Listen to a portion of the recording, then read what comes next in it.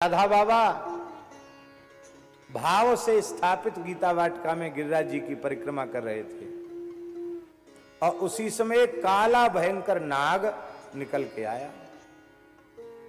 वो महाराज बड़ा काला नाग, ठंडी का समय था, वो पूरी परिक्रमा पथ में ही पौड़ करके आनंद ले रहा था। अब उसको लांग के बाबा कैसे जाएं? तो बाबा ने थोड़ी लकुट दूर से ही हिलाई, वो तो फां फां करने लग गया, खड़ा हो गया क्रोध में सर्प। तो बाबा क्या बोले? चाहे फां करो चाहे फूं,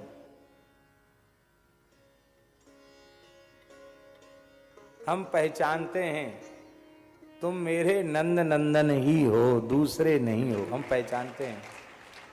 तो काहे को फांफू वाली लीला कर रहे हो?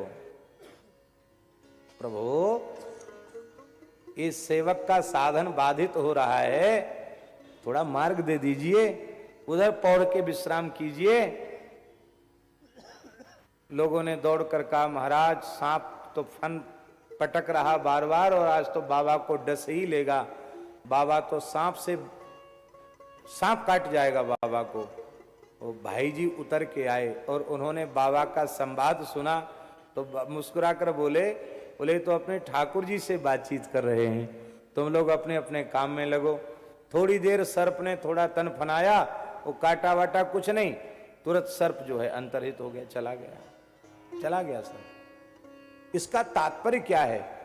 हमारे भीतर के भगवत भावना की दृढ़ता को सभी प्राणी पहचानते हैं, क्योंकि सभी प्राणियों में श्री कृष्ण अंतर्यामी रूप से विराजमान है, ये सब पहचानते हैं। अरे इसी आमेर की घटना है, दूर कहां जाओगे, इसी आमेर नगर की घटना है।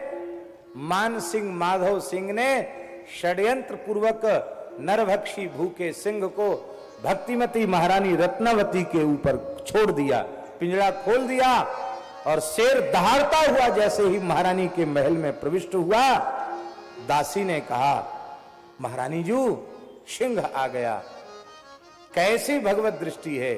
रानी ने घुमाकर दृष्टि देखी और कहा, अहो नृसिंह जू पधारे हैं। आज जैसे भक्त प्रहलाद पर कृपा करने के लिए नृसिंहावतरण हुआ था, आज इस दासी पर कृपा करने के लिए नृसिंह भगवान पधारे हैं। नृसिंह जू पधारे हैं, ये कहते ही वो नरभक्षी सिंह उसमें नृसिंह प्रकट हो गए, क्योंकि उस सिंह के भी अंतर्यामी तो नृसिंह ही हैं। और जो सिंह दहाड़ रहा था ना, वो पूंछ हिलाने लग गया और जैसे ही निकट पहुंचा, प्रेम भरी दृष्टि से महारानी की ओर देखा और महारानी को यह अनुभव नहीं हुआ कि नरभक्षी सिंह आया, उनको उसी सुख का अनुभव हुआ जिस वात्सल्यपूर्ण दृष्टि का दर्शन करके प्रहलाद जी को जो आनंद हुआ था नरसिंह भगवान की दृष्टि देख करके, वही मुस्कान और वही चितवन, वही कृपा दृष्टि का अनुभव महारानी रत्नावती को हुआ।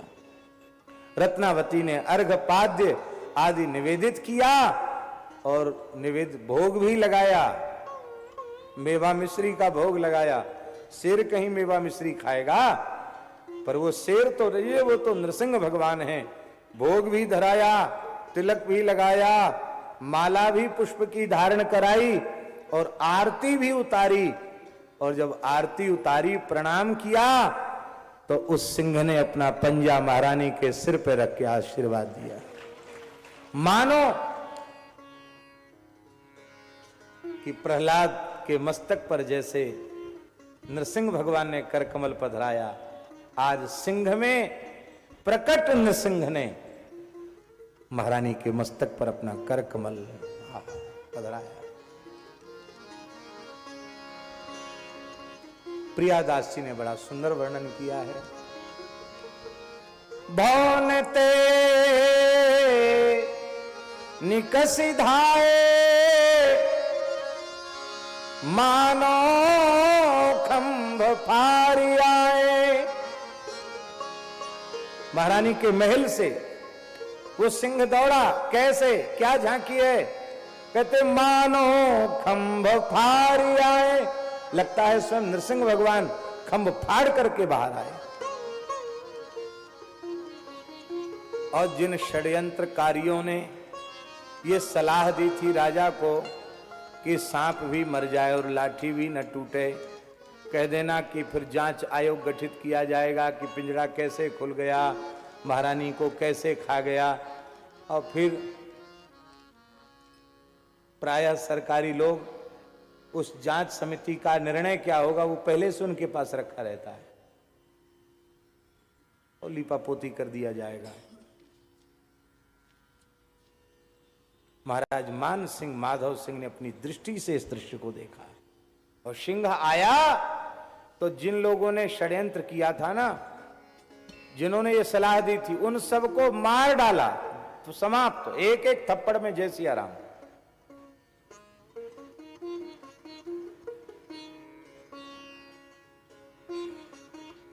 मान सिंह माधव सिंह की कुर्सी उलट दी, तो जिस पर बैठे थे ना, एक थप्पड़ मारा, सिंहासन उलट दिया। जान से नहीं मारा। क्यों नहीं मारा? जैसे पराशर भट्टाचार्य स्वामी कहते हैं ना, श्री गुणरत्न कोश में पराशर भट्टाचार्य स्वामी कहते हैं कि भगवान ने द्रौपदी के वस्त्र हरण के समय ही संपूर्ण सभा को भस्म कर दिया होता, लेकिन नहीं किया। क्यों नहीं किया? तो पराशर भट्टाचार्य स्वामी लिखते हैं द्रौपद्या मंगल सूत्र रक्षार्थम, इसलिए भगवान ने उस सभा को भस्म नहीं किया क्योंकि द्रौपदी का सुहाग भी वहां बैठा था। तो आज ठाकुर जी ने सोचा चलो, एक तो मेरी भक्ता के देह के पति हैं और एक जेठ जी लगते हैं, चलो छोड़ दो इनको। पर चोट पहुंचाई उनको भी, कपड़ा उनके भी फट गए, मुकुट उनका भी गिर गया, सिंहासन उनका भी उलट गया। मानो ठाकुर जी ने यह संदेश दे दिया कि तुम राजा बने बैठे हो अहंकार में, तुम्हारा सिंहासन हमारी एक थप्पड़ का भी नहीं है। एक थप्पड़ में ही तुम्हारा मुकुट और सिंहासन सब उल्टा पलटा हम कर सकते हैं और तुमको भी उल्टा पलटा कर सकते हैं, लेकिन ये तो रत्नावती के कारण तुम पर कृपा की जा रही है। और फिर इस दृश्य के बाद महाराज मान सिंह और महाराज माधव सिंह दोनों साष्टांग प्रणाम कर रहे हैं महारानी को।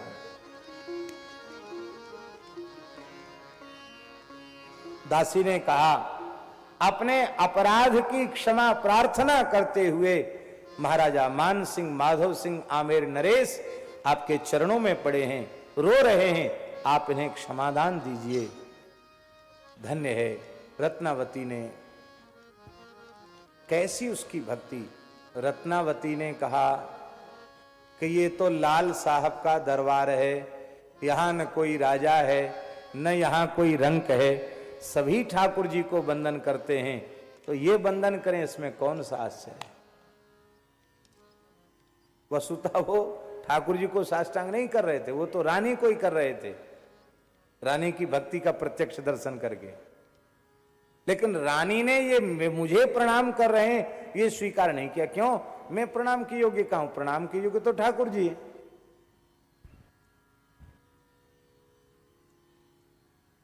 आकाशात पतितम तोयम यथा गच्छति सागरम सर्वदेव नमस्कारः केशवम प्रति गच्छति। तो भगवान को प्रणाम किया जा रहा है। तब दासी ने कहा कि एक बार नजर घुमाकर देख तो लो इनकी ओर।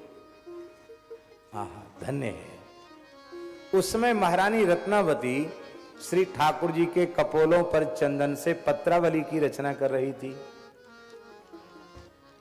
और जो ठाकुर जी के श्रृंगारी होते हैं ना, पत्रावली की रचना करते हैं, उनसे पूछो। बाबा तो खुद श्रृंगार करते श्रीनाथ जी का अपने हाथ से। श्रृंगार करने वाले की समाधि जैसी लग जाती है, उसको न समय का होश रहता, न भूख प्यास रहती, और उस तन्मयता से ही पत्रावली की रचना हो सकती, नहीं तो नहीं हो सकती। तो रानी ने दासी से कहा, एक और ये लगाए। ये नजर हमने एक और लगा रखी है, इसका मतलब ठाकुर पर नजर है। अब उस नजर को हटाकर दूसरी तरफ करना नहीं।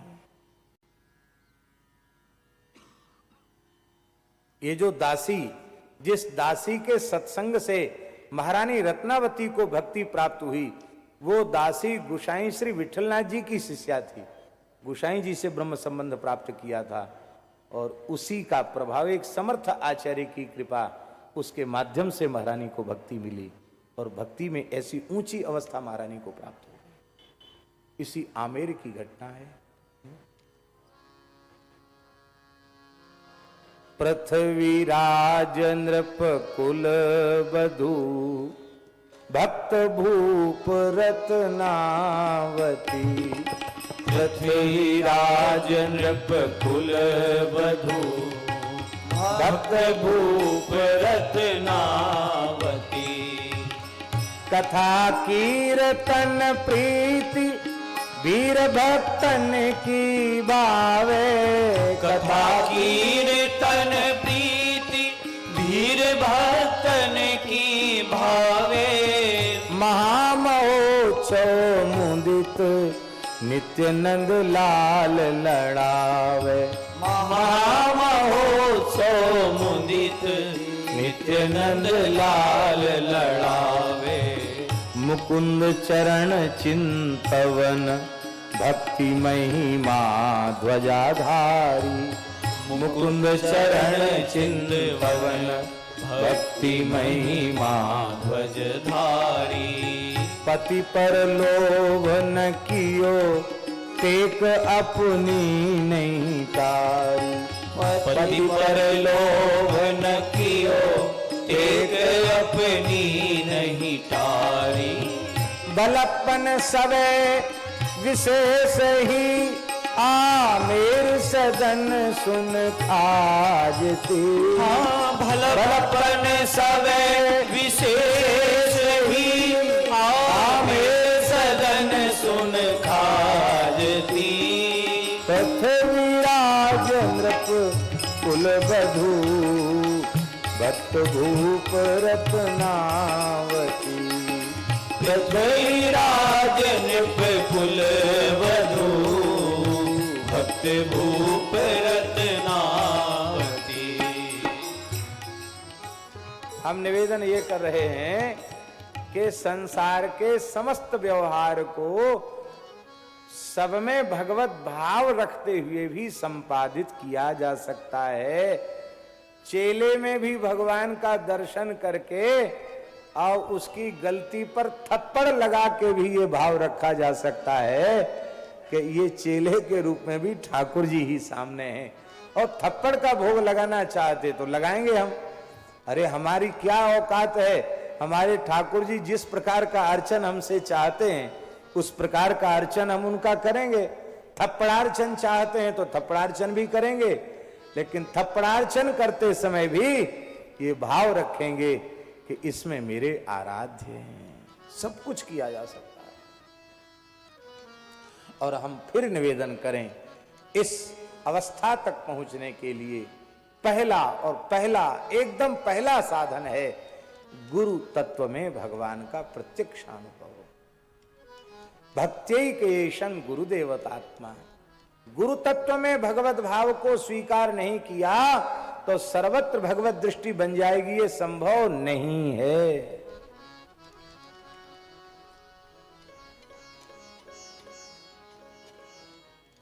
हमको तो यही भगवत कृपा से लगता है कि हमारे आराध्य प्रभु ही सदगुरु का आकार लेकर कृपा पूर्वक पधारे।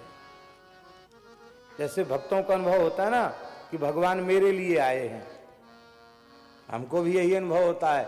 हमारे गुरुदेव का अवतरण तो सबके लिए, सबका कल्याण हुआ ठीक है, पर हमारे गुरुजी तो हमारे लिए ही प्रकट हुए। यदि गुरुदेव न होते तो हम शायद मनुष्य कहलाने लायक भी नहीं रहते। ये इनकी कृपा है, इनका अनुग्रह है।